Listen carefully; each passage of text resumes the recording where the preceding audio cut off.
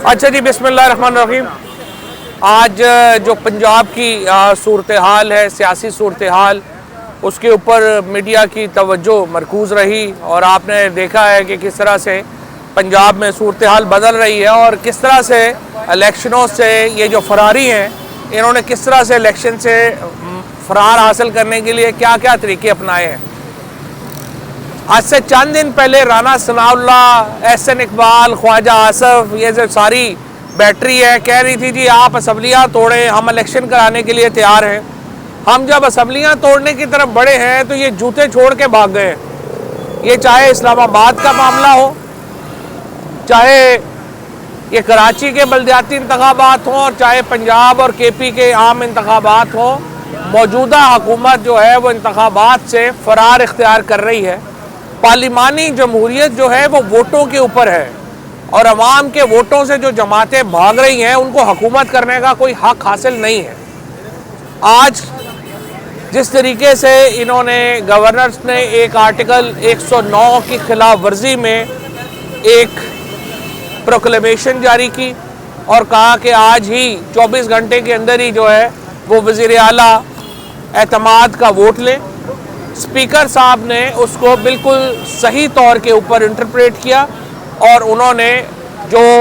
ये प्रोक्लेमेशन था गवर्नर का उसको अनकॉन्स्टिट्यूशनल डिक्लेयर किया और कहा कि ये वायलेटिव है आर्टिकल 109 के और मंजूर वट्टू केस के, जो कि एक लाहौर हाई कोर्ट का फुल बेंच डिसीजन है। लाहौर हाई कोर्ट के फुल बेंच फैसले में कहा गया है कि गवर्नर मिनिमम कम अज़ कम 10 दिन का वक्त देगा जब भी वो एतमाद के वोट का कहेगा। इन्होंने नो कॉन्फिडेंस मूव जो है वो लेके आए हैं,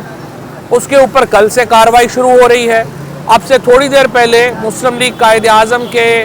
पार्लिमानी मीटिंग ख़त्म हुई है, मोहन साहब से मेरी बात हुई है। 10 के 10 अरकान जो हैं मुस्लिम लीग कायद आज़म पार्लिमानी पार्टी के, उन्होंने चौधरी परवेज़ इलाही साहब के ऊपर एतमाद का इजहार किया है। कल हमने शाम को पार्लिमानी पार्टी जो पाकिस्तान तहरीक इंसाफ है उसका इजलास रखा है। 177 मेंबर जो इस वक्त पाकिस्तान में मौजूद हैं वो उस इजलास में शिरकत करेंगे और 187 मेंबरान की इस वक्त हमायत हासिल है चौधरी परवेज़ इलाही साहब को, स्पीकर सब्तैन साहब को और डिप्टी स्पीकर वासिक क़य्यूम को। लिहाजा ये जो करारदादें लेके आए हैं इनकी कोई हैसियत नहीं है क्योंकि इनके पास नंबर नहीं है। ये बात अलबत्ता बड़ी तशवीशनाक है। हमारे जो ख़वातीन मेंबरान हैं जिन्होंने आज इमरान खान साहब से मुलाकात की, उन्होंने कहा कि पहले उन्हें पैसों की ऑफ़र की गई और वो जरदारी साहब की पार्टी की तरफ से उनसे रब्ता किया गया और उन्हें 5-5 करोड़ रुपए ऑफ़र किए गए। मैं सिंध के अवाम को ये कहना चाहता हूँ, ये आपका पैसा है जो पंजाब में हॉर्स ट्रेडिंग के ऊपर ख़र्च करने की कोशिश हुई है और की जा रही है। मैं अपने MPs को सलाम पेश करता हूँ जिन्होंने इन ऑफ़र्स को रिजेक्ट किया। उसके बाद ज़्यादा तशवीश इस बात की है कि आज MPs ने इमरान खान साहब को ये बताया कि उन्हें कुछ फ़ोन गए हैं मुल्तान में और लाहौर में कि आप एब्सटेन करेंगे, आप गायब रहेंगे, वोट ऑफ कॉन्फिडेंस है, और उसको भी उन्होंने मुस्तरद कर दिया। लेकिन हमें उम्मीद है कि इसका नोटिस लिया जाएगा आला तरीन सतह के ऊपर और इन मामलात को देखा जाएगा कि कौन ऐसे हरकतें जो है वो कर रहा है और क्यों कर रहा है। और उसके बाद हम अदम एतमाद की तहरीक इंशाअल्लाह नाकाम होगी और उसके फौरी तौर बाद असम्बलियाँ जो पंजाब असम्बली है तहलील कर दी जाएगी और उसके साथ ही खैबर पख्तूनख्वा असम्बली का जो मुकद्दर है वो पंजाब असम्बली के साथ ही जुड़ा हुआ है। तो जो ही पंजाब असम्बली तहलील होगी वहीं पे KP असम्बली जो है उसको भी तहलील कर दिया जाएगा। आज हमने इस हवाले से और अहम फैसले भी किए हैं और लाहौर की और हमारी जो सेंट्रल पंजाब की तंजीम है उन्होंने अहम फैसले किए हैं, वो मैं हमाद अज़हर साहब से कहूँगा कि उस पर भी बताएँ ज़रा। बिस्मिल्लाहिर्रहमानिर्रहीम।